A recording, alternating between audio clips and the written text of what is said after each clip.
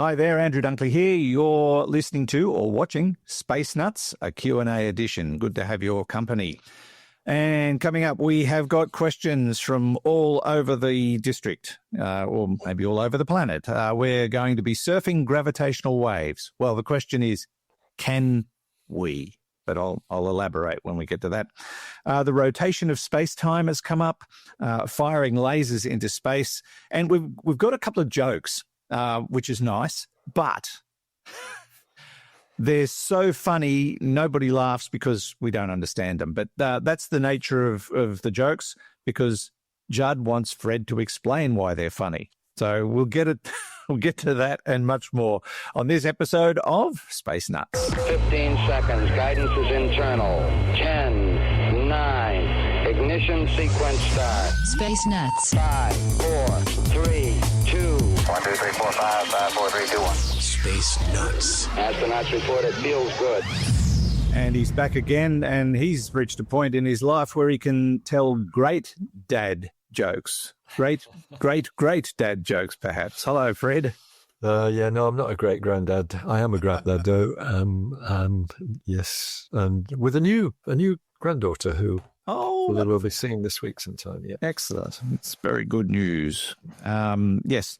Good to see you, Fred, by the way. Thanks for joining us. I was passing by. I thought I might as well drop. Yeah, I couldn't do this without you because I would have no idea about some of the answers to these questions.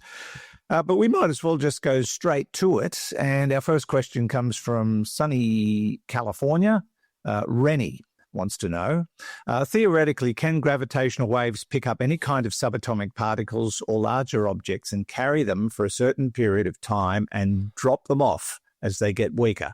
Kind of like a surfer catching a wave. Now, got to tell you, in one of my science fiction novels, I did this exact thing, although it wasn't a small object. It was a space battle cruiser that got picked up by a neutron bomb explosion, which created a gravitational wave. But that's another story. And it's science fiction, so I could do whatever I like. But that's a good question. Can they pick anything up and carry it for a distance? Well, no, apparently not. I checked this one up a while ago. So gravitational waves are a deformation of space-time, and objects feel them because that's how we detect them. The fact that the shape of space changes slightly as a gravitational wave passes through, it's basically a vibration of space-time, and we detect that by, one way of detecting it is by using two mirrors, 4 kilometers apart in the case of LIGO, the Laser Interferometer Gravitational Wave Observatory. Two mirrors whose separation can be measured to, 1/10,000th of the diameter of a neutron, I think, a proton. Wow. It's ridiculous. Yeah. It's ridiculous. But that's what you need because as we've talked about before, in fact, I think we mentioned this last week, the flexibility of space is very, very low. It's very stiff. 100 billion times the stiffness of steel if you use Young's modulus as a yardstick. But space does vibrate, but that's what happens. So it vibrates as the wave passes through, but you don't get surfed by the wave. It doesn't pick things up and carry them with it. Which is Rennie's point, I think. Things feel its presence. They feel it by the vibrations that it sets up, but they stay put. And that's just as well because, the Earth's being bombarded by gravitational waves all the time. We really wouldn't want to be carried away from our neat and tidy orbit around the sun by passing through. But you know what you've just done? You've debunked my book. Well, that's... I wasn't going to mention that. However, I will qualify it by saying it wasn't, a standard gravitational wave. It was the neutron bomb gravitational wave. Created by human action. So, I might get away with that one. But, you did say they're hitting us all the time, because I remember when we first talked about gravitational waves being discovered, it seemed like a rare event, but it's not. No, that's right. And in fact, you and I have spoken about the sort of background noise of gravitational waves that's swirling around the planet all the time. And yes, it's just as well that space is so stiff, because otherwise we'd be getting rattled pretty badly all the time by gravitational waves. But yes. Well, okay, good. Other things can rattle us. Yes, they can. Yeah. And that neutron bomb explosion might actually rattle us too, the one you were talking about in your book. Yeah. But that will be a shock wave, not a gravitational wave. Yes, indeed. All right. Thank you, Rennie. Lovely to hear from you. Rennie's one of our regular contributors. Our next question comes from yet another regular contributor. His name is Rusty. G'day, Fred and Andrew. It's Rusty in Donnybrook. Now, we know that in the realm of physics, human logic often goes awry. Here's a try anyway. Thinking about the Big Bang, initially no matter came out of it. It was all energy. And most of this was in the form of space-time. Looking at black holes, which is the opposite. This is matter going into a black hole after the event horizon. And when it finally gets to the singularity, it can't exist as matter, so it must exist as matter's equivalent, which is energy. We also know that space-time can rotate. We've seen photographs now of frame dragging, and we know that it even exists around the Earth. So we've got some interesting things there about space-time. It has mass. It can rotate. So is this energy dark matter? It must also have a mass equivalence if it's got energy. So if it is dark matter, could it be the rotation of space itself on a galactic scale influencing the rotation of spiral galaxies? That's my question. Pretty difficult, eh? Okay, cheers. Yeah. Rusty, you love asking these curveball questions. I know. I think you sit there trying to figure out what to throw at us next. This is an interesting one. We have talked about the rotation of space-time before, or whether or not it does. Dark energy is always coming up, and we spoke about a new theory on dark matter in our last episode, and we keep sort of cross-referencing dark matter and dark energy. But, okay, so does space-time rotate? The mass of space-time, could that be dark matter? I think I précised that too much, but anyway, that was the guts of the question.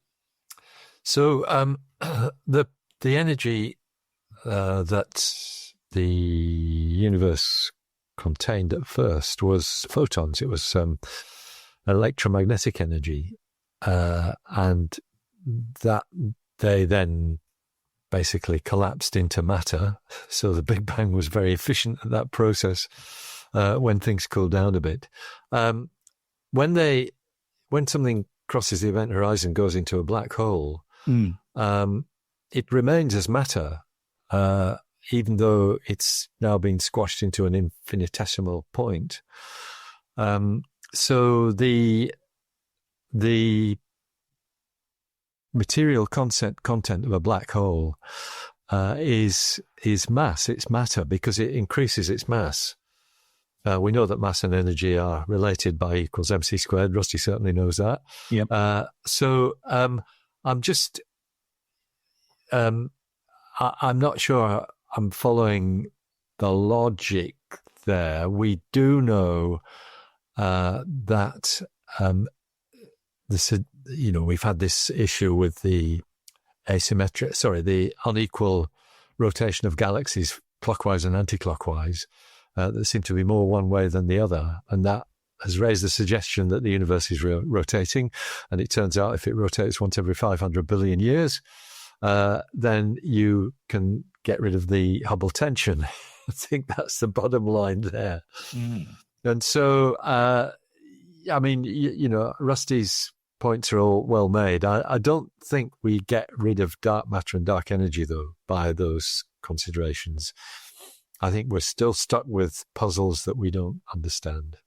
Yeah, I don't think he was talking about getting rid of dark matter, but he was talking about the mass of space-time being dark matter. Yeah. Sorry, I'm using the wrong words there. I'm using my words. That's all right. Very loosely. Yes, that's right. But dark matter is, it's clumpy. It's not something that is equal throughout the universe, which if it was space-time, it would be. I mean, space-time itself doesn't have mass. It's the fabric within which mass, within which it exists. So I think it's an interesting suggestion, as Rusty's always are, but I'm not sure that it works out. You're throwing the equation of state there. That'll do it. Oh, yes. Talking about that last episode. Yes. Oh, Josh, here we go. The headache-worthy material, this. It is, yes. That's right. When you talk about the universe and space-time, like space-time, you said it doesn't have mass. It's just everything that's in it is what's mass. Is it strung out evenly across a universal plane, or it's not evenly spread 360 degrees in all directions, is it? Well, it more or less is, but it's you're right. It changes from one place to another because matter changes the shape of space-time. So if you've got a lump of matter, then you're distorting the space around it, and yes, frame dragging, something that Rusty mentioned. Frame dragging is the way a rotating object drags the space-time around with it. But even if it's not rotating, it's still deforming the space-time around it. It's how gravitational lenses work. And so space-time is this crinkled pattern of irregularity that comes from the matter within it. And we think the what we call the cosmic web, this entangled web of almost like a foam of dark matter, that itself has mass and changes the shape of space-time. That's how we think the galaxies formed and how we think we got the structure that we see today. But you need mass within space-time in order to get those phenomena. Gotcha. All right. Thank you, Rusty. Stirring the pot as always. This is Space Nuts. Andrew Dunkley here, and Fred Watson he's right next to me. Now let's take a quick break from the show to tell you about our sponsor, Insta360, and their brand spanking new top-of-the-line camera, the Insta360 X5. This is, as Fred would say, a beautiful piece of kit. It's the ultimate 360-degree action camera, and it's designed for everybody, creators, adventurers, professionals, but even amateurs who just want a better job. This is the camera for you. And you can capture the world in 8K resolution. It's got dual sensors. It's got 72 megapixel photos for ultra clear pictures in true to life color. And it's got a very powerful triple AI chip system, which will give you exceptional image quality even in low light conditions. It's got everything. It's also got a pure video mode, so you can just capture everything you want. And what I love about this camera is you don't have to point it at something to get your footage. It will just film 360 degrees, and then you figure out what you want later. It's so seamless, so easy, so simple. I don't think you'd be disappointed at all. And whether or not you're, out on holidays or filming something for a professional finish, you won't have a problem with the X5. It's got incredible durability. It can operate in just about any circumstances, including underwater. If you break a lens, you can replace it. Just pop one out, pop one in. Really quite simple. Up to 185 minutes of battery life. So much going for this beautiful Insta360 X5 camera. And at the moment, as a Space Nuts listener, there's a special deal for you. If you sign up for an Insta360 standard package and are one of the first 30 to do so, you will also get a little bit of a present, an invisible selfie stick. So all you have to do is go to this URL to find out more and sign up for the standard package, the Insta360 X5. And you do that at store.insta360.com. That's store.insta360.com. And don't forget the promo code SpaceNuts. With this special deal going right now on the standard package for the Insta360 X5 camera. That's store.insta360.com and use the promo code SpaceNuts. We've got all the details in our show notes. Now, back to Space Nuts. 3, 2, 1. Space Nuts. Our next question comes from Dave. Dave's in Indiana, which is also the name of my sister-in-law's cat.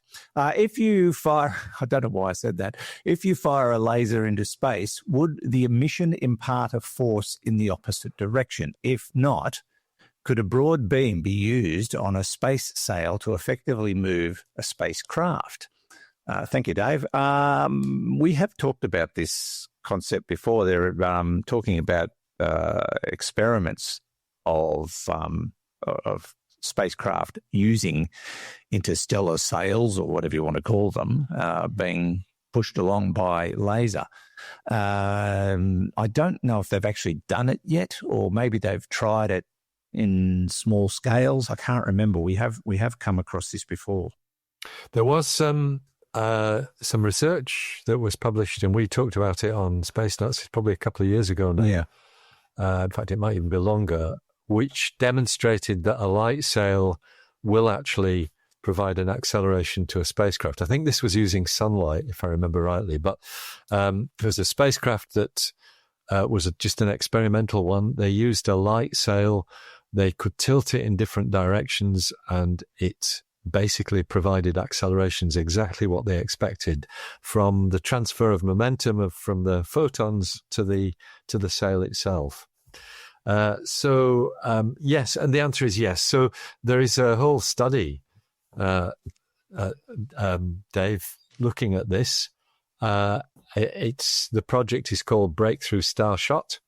I'm not sure whether it's still running, but the idea was to do a feasibility study funded by a Russian billionaire called Yuri Milner under the Breakthrough Foundation's aegis. They were basically doing a feasibility study to see whether you could use powerful lasers to fire photons at a light sail and accelerate a spacecraft to maybe half the speed of light, maybe a little bit less, but certainly a significant fraction of the speed of light by bombarding it with these photons all the time, to see whether you could get it to Alpha Centauri or Proxima Centauri, the nearest star to our solar system, in a reasonable time. In other words, decade or so, rather than the 60,000 years it would take using conventional rockets. So it has been well looked after. So your idea is good and is already in train, and in fact has already been demonstrated by this experiment that was carried out in Earth orbit, low Earth orbit. And if you were to fire a laser into space, there would be no recoil. There'd be no backwash, or whatever you want to call it. I think that's correct. Yeah. I need to check that, but I think that is correct. Because yes, you wouldn't want your laser firing off in the opposite direction. Yeah, it's not like firing a bullet. You shoot from shooting light. There's no recoil from a torch or a flashlight. But yes, I mean, there might be. Yeah, I think that is correct. I think that's correct. Yeah, you'd never detect it in a torch anyway. No, definitely not. I have just done a bit of a search, and I found a website called planetary.org.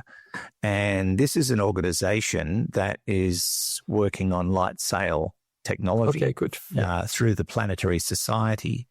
And they're doing a light sail program, and they demonstrated that solar sailing is a viable means of propulsion and for small satellites. Solar sails use sunlight instead of rocket fuel for propulsion.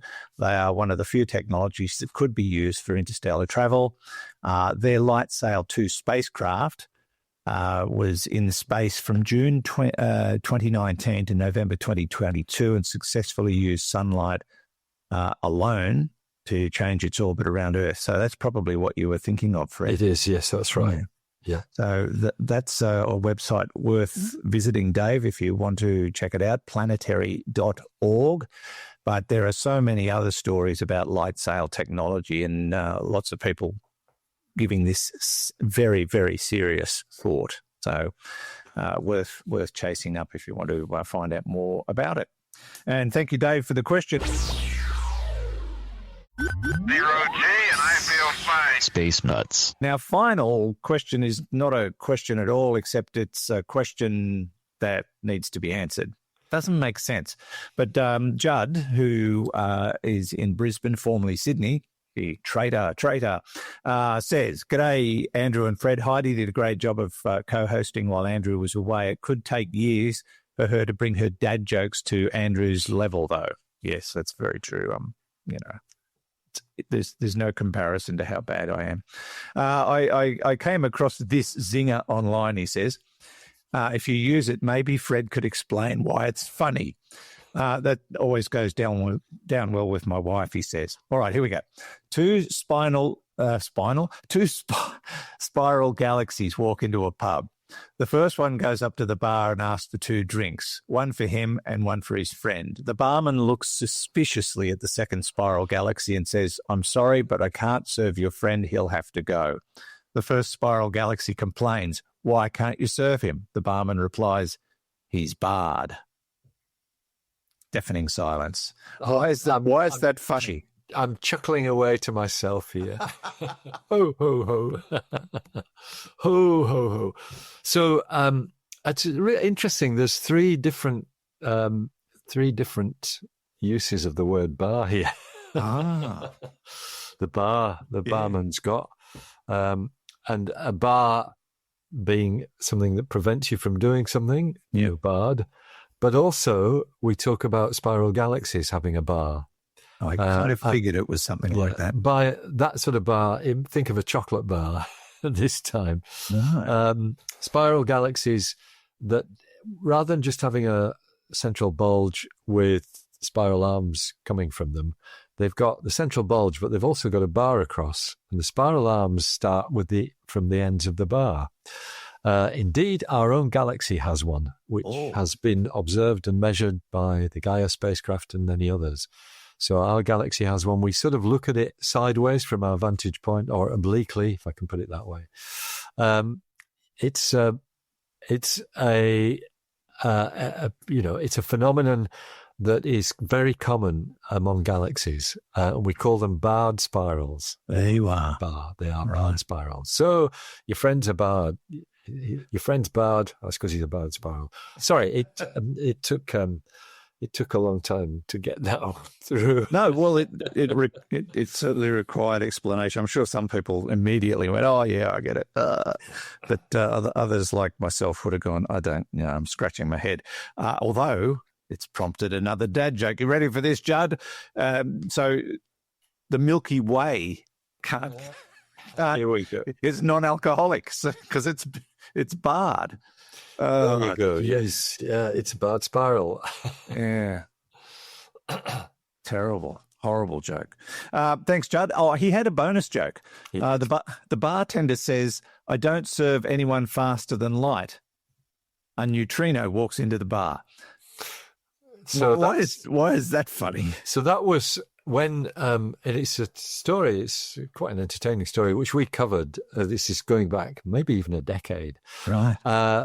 There is a particle detector at Gran Sasso in Italy, northern Italy, which detected neutrinos that were being emitted by the Large Hadron Collider on the French-Swiss border. Now, remember, neutrinos barely interact with anything, so they travel through rock cheerfully. They go right through the Earth, no problem. But the problem was these neutrinos seemed to arrive at Gran Sasso in a time that was less than what it would take them if they were traveling at the speed of light, which is about the speed that they do travel. They travel very close to the speed of light. Right. And so this was it really hit the headlines big time, faster than light neutrinos. And, people commented on it. There were relativity theories, people digging up what could be going on here. They were all trying to think of how the theory of relativity could be modified to accept this, to make it work. And a few other people were saying, I bet it goes away. I bet there's something wrong with the equipment. About a month after that experiment had been reported, they fessed up at Gran Sasso that they had discovered a faulty connector. And it was that faulty connector that was giving the mistaken impression that these neutrinos was traveling faster than the speed of light. It's to do with their clocking. And it was so embarrassing that the director resigned. Ooh. Director resigned. Yeah. Wow. I mean, we've talked about certain gaffes in science discoveries, etc., in the past, but that's a big price to pay, isn't it? It is, yeah. Yeah, he was, I think he felt that he'd have put Italy on the scientific map for the wrong reasons because they had a faulty connector. But it does remind me of another joke that was going on round about the same time. This was back in 2012 when the Higgs boson was discovered, which I always liked. And it's very quick. A Higgs boson walks into a bar and no. Let me start again. That's the wrong joke. Wrong joke. That was funny. That was funny. That's good, wasn't it? A Higgs boson walks into a church. And the priest says, I'm sorry, we don't allow Higgs bosons into this church. And the Higgs boson said, well, how do you have mass then? Yeah, love it. Yeah, I have heard that before. Yeah. Yes, I'm sure you have. Yeah, it was doing the round. I've got a somewhat spacey joke because GPS operates using global positioning satellites. I'm going to buy you one of these, Fred. This is a GPS navigation system for seniors. Okay. It not only tells you where to go and how to get there, it tells you why you wanted to go there in the first place. Yeah, that's a good one. It probably needs to tell you where you've come from as well. Yes. And how to get back. Yeah, how to get back. Yeah. I'm not quite at that stage yet. My GPS gets used a lot and I always know why I'm going there, although sometimes I do wonder. Well, it's reached a point where we wonder how we dealt without it. It is amazing, isn't it? We used to have those big, thick roadmap books in the car that took up... Yeah, I used to have them on the passenger seat with page markers in them. So I could, when I got to that end of one map, I could turn it over and find where I was on the next. Terribly dangerous. Yeah. That was the way it was. You're not allowed to touch your phone in a car, but you can read a book. Yes, that's right. Yes. Yeah. And for all you young people, it was made of paper with coloured maps inside. It was very effective. Still got some of them anyway. And instead of it following you along on your phone, you just ran your finger along the red line. Okay, I got to turn left there. Yes. All right, we're done, Fred. Thank you so much. It's a pleasure. And we will talk again soon, I hope. Yes. I think I've got one more recording session before I head off and hand over to Heidi again for a while. But I will be reporting in from my various destinations around the world. So we'll tell you more about that down the track. Don't forget to visit us online too, because we need some more questions. We are desperately short, as it turns out. Cleaning out the closet of questions was probably a bad idea, but anyway, it got done. SpaceNutsPodcast.com, SpaceNuts.io is where you can send us your questions on the AMA link, audio or text. Either way, tell us who you are and where you're from. We love to know that. And Hugh in the studio, I think you'll know where this is going. He couldn't be with us today because he's barred. And from me, Andrew Dunkley, thanks for your company. We'll see you on the next episode. Goodbye. Space Nuts. You've been listening to the Space Nuts podcast. Mission complete, Houston. Available at Apple Podcasts, Spotify, iHeartRadio, or your favorite podcast player. You can also stream on demand at Bytes.com. This has been another quality podcast production from Bytes.com. I love getting wait for this one. a barb in at using. That's a good one. Yes, I like that too. You should have thrown that in somewhere. Well, I haven't stopped recording yet, but I'm going to press stop now.